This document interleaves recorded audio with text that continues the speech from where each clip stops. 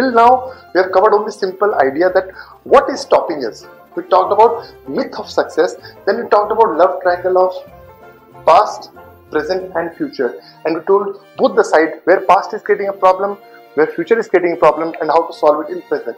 Now I'll just give you 4 simple points which will help you to transition from ordinary to an extraordinary. How? It's very simple. First thing, note down this word. It is in your worksheet also. Present work of yours is going in preparation or it is going in repairing. The word is prepare or repair. Good rhyming word for you to remember. Prepare or repair. Now you say, what does it mean? Let me ask you. Today, assume you are obese. How did you become obese? Did you become obese in one day? No, it was like 10 years. You did not focus on your health. You did not focus on eating habit. Slowly it get deteriorated.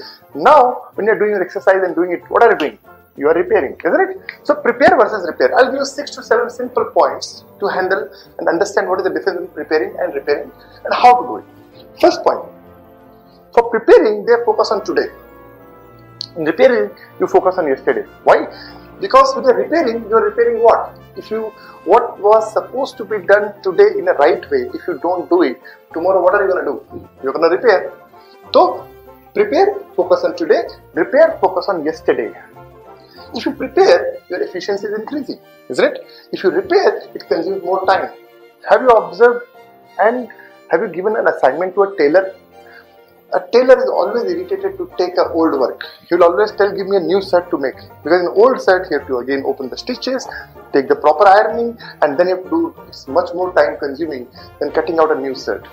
So, first word was focus on today, and repairing was focus on yesterday. Then, preparation if you do, then it was actually increasing your efficiency, and when you are repairing, it is actually consuming more time.